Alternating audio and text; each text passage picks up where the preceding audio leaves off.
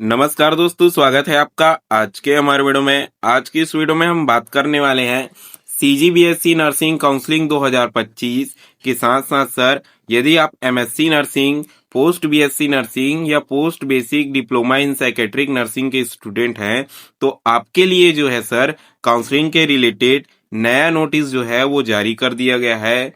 नए नियम के साथ आवेदन की अंतिम तिथि जो है वो बढ़ाई गई है और हम इस वीडियो में पूरी जानकारी जो है देखने वाले हैं कि नए नोटिस में नए नियमों के साथ कौन सा नियम जो है वो जारी किया गया है, जिसका पालन हर एक स्टूडेंट को करना होगा। साथ ही साथ क्या कुछ कहा गया है और डेट जो है वो अंतिम तिथि कितनी बढ़ाई गई है, क्योंकि उन स्टूडेंट के लिए सर जो है अभी तक नहीं करा पाए थे अंतिम तिथि तक, उनके लिए ये बहुत ही अच्छी खबर हो गई है। साथ ही साथ अब जो है वो फर्स्ट लीड की अलॉटमेंट लिस्ट आने में भी क्या है सर, डेट में फर्क पड़ने वाला है, क्योंकि डेट बढ़ी है तो लिस्ट भी जो है वो अब देरी से जरा लागू होगी या जारी होगी। तो चलिए हम वीडियो में आगे बढ़ते हैं, लेकिन उससे पहले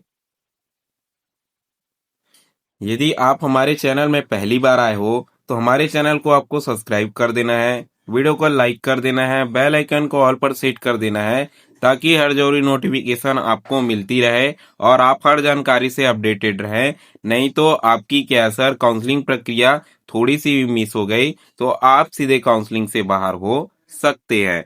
तो चलिए हम वीडियो में आगे बढ़ते हैं। छत्तीसगढ़ के नर्सिंग छात्रों के लिए बड़ी खबर जो है वो अब सामने आ गई है। चिकित्सा शिक्षा संचालनालय छत्तीसगढ़ ने BSc nursing, MSc nursing, post basic BSc nursing और क्या sir post basic diploma in psychiatric nursing पाठ्यक्रम के लिए नया नोटिस जो है वो जारी कर दिया है। लेकिन उससे पहले जानते हैं कि काउंसलिंग के नियमों में क्या है। ठीक है, काउंसलिंग के नियम जो है वो क्या है और किन बातों का ध्यान रखना जो है वो सबसे ज्यादा जरूरी है, क्योंकि यदि आपने नियमों का उल्लंघन किया, ठीक है, तो आपको पता भी नहीं चलेगा कि आपने कोई नियम जो है वो तोड़ दिया है और आप जो है वो स्वमेव, ठीक है, नोटिस में साफ साफ लिखा है सर कि स्वमेव काउंसलिंग से बाहर हो जाओगे, किसी को करने की जरूरत जो है वो बिल्कुल नहीं रहेगी। ठीक है, तो आपको इन गलतियों से जो है सर वो बचना है और नए नियम का जो है वो अच्छे से पालन करना है। कुछ और नियम है सर जिन्हें मैंने पिछली वीडियोस में बताया है, अगर आप वो वीडियो नहीं देखे हो तो आपको देखना है। सीजीबीएसई नर्सिंग काउंसलिंग 2025 मुख्य नियम और जरूरी बातें, ये सर मैं बीएससी नर्सिंग के लिए बता रहा हूँ, लेकिन यही चीजें जो है सर वो आपके MSc nursing, post BSc nursing और sorry diploma in psychiatric nursing के लिए जो है वो लागू होने वाला है। ऑनलाइन आवेदन जो है वो अनिवार्य है। ठीक है, ऑनलाइन आवेदन जो है वो अनिवार्य है। सभी उम्मीदवारों को आवेदन केवल ऑनलाइन माध्यम से cgdme.in वेबसाइट पर जो है वो करना होगा। ऑफलाइन वाला कोई भी सिस्टम नहीं है, इस बात को आपको ध्यान में देना है।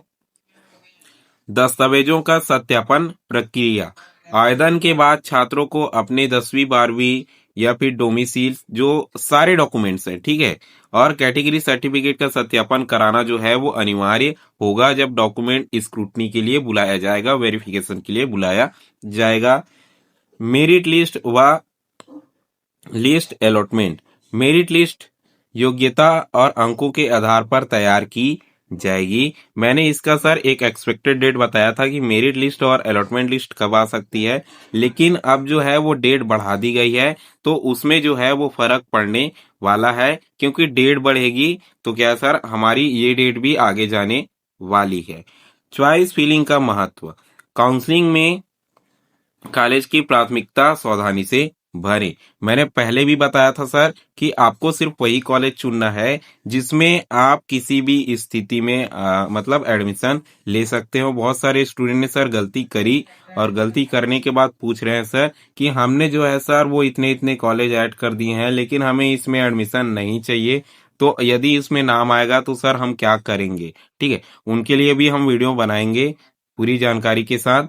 लेकिन अभी उन्हें घबराना नहीं है। लेकिन यदि आपने अभी तक नहीं करा है तो सिर्फ उतने ही कॉलेज आप चुनिए जिसमें आप किसी भी स्थिति में मतलब एडमिशन ले सकते हो, क्योंकि सिस्टम जो है वो किसी भी कॉलेज में आपका नाम जो है वो अलर्ट कर सकता है। काउंसलिंग फीस और रिपोर्टिंग, अलॉटमेंट के बाद जो है वो कॉलेज में समय पर रिपोर्टिंग आपको करना होगा, वरना सीट जो है वो कैंसिल हो जाएगी। रिपोर्टिंग करने का मतलब है सर सारे डॉक्यूमेंट्स लेके कॉलेज पहुंचना होगा, फीस लेके, और एडमिशन जो है वो पक्की करानी होगी उसी समय। ठीक है, तो रिपोर्टिंग का मतलब ये है, आप रिपोर्टिंग का मतलब और कुछ ना समझिए, क्योंकि बहुत सारे स्टूडेंट का सवाल है सर कि रिपोर्टिंग क्या होता है सर, हमें पता नहीं है। तो ऐसा कुछ भी नहीं है, सभी को अच्छे से ध्यान में रखना है। रिपोर्टिंग का मतलब है सारे डॉक्यूमेंट्स लेके आपको एडमिशन लेने जाना है। ठीक है, अब आती है बड़ी खबर, बढ़ी हुई आवेदन की अंतिम तिथि। पहले ऑनलाइन आवेदन की अंतिम तिथि जो थी सर वो 14 तारीख तक की थी। ठीक है, जो कल की डेट थी। लेकिन अब छात्रों की सुविधा और कोर्ट के आदेश के बाद अंतिम तिथि जो है वो जारी कर दी गई है। मतलब नई अंतिम तिथि जो है वो जारी की गई है। तो अब देखते हैं कि नई अंतिम तिथि क्या है जो हमारे नए नोटिस में जारी किया गया है। देखिए, क्रमांक जो है वो एक है, इससे आपको मतलब नहीं है। प्रक्रिया का क्या सर विवरण, ऑनलाइन आवेदन की अंतिम तिथि थी, ऑनलाइन आवेदन की अंतिम तिथि में संशोधन हुआ है।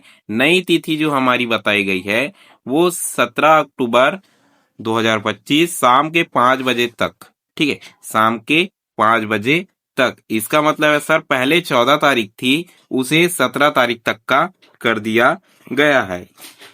यानी अब छात्रों को 3 दिवस का अतिरिक्त मौका मिला है आवेदन करने का, 15, 16 और 17 अक्टूबर 2025 तक। ठीक है, आपको आवेदन कैसे करना है इसकी डिटेल वीडियो क्या सर हमने अपने चैनल में अपलोड कर दी है।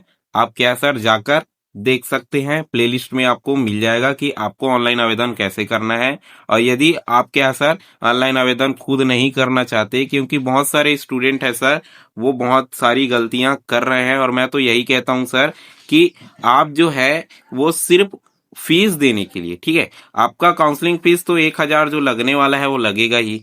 ठीक है, इसमें तो कोई भी माफी बिल्कुल भी नहीं होगी। साथ में आप जो है सर 100 रुपए देकर किसी चॉइस सेंटर से करा लीजिए, नहीं तो सर हम भी घर बैठे क्या है सर आपकी काउंसलिंग प्रक्रिया पूरी करा देते हैं। यदि आप सिर्फ 100 रुपए बचाने के चक्कर में सर कोई छोटी सी भी गलती कर देते हो तो आपका साल जो है सर वो पूरी तरह से बर्बाद हो सकता है, क्योंकि आपको फिर से वही पता है सर कि अगर गलती हो गई तो पूरी गलती हो जाती है। ठीक है, और यदि आप गलती को फिर से री एडिट कराना चाहते हैं, सही कराना चाहते हैं, तो आपको 1,000 रुपए की फीस जो है वो फिर से देनी होती है। तो सबसे अच्छा यही है कि आप काउंसलिंग जो है वो किसी सीएससी सेंटर से करा लीजिए, या फिर हमसे भी आप करा सकते हैं। हम घर बैठे आपकी काउंसलिंग की प्रक्रिया जो है वो पूरी करा देते हैं। तो आज के वीडियो में केवल इतना ही। हमारे चैनल में पहली बार आए थे तो हमारे चैनल को आपको सब्सक्राइब कर देना है, वीडियो को लाइक कर देना है, बेल आइकन को ऑल पर सेट कर देना है ताकि हर जरूरी नोटिफिकेशन सीधे आप तक पहुंचती रहे। साथ ही साथ व्हाट्सएप ग्रुप का लिंक जो है वो हमारे वीडियो के डिस्क्रिप्शन में मिल जाएगा, उसे भी ज्वाइन कर लेना, क्योंकि बहुत सारी अपडेट्स जो है वो हम सीधे व्हाट्सएप ग्रुप में देते रहते हैं। वीडियो में अंत तक बने रहने के लिए धन्यवाद।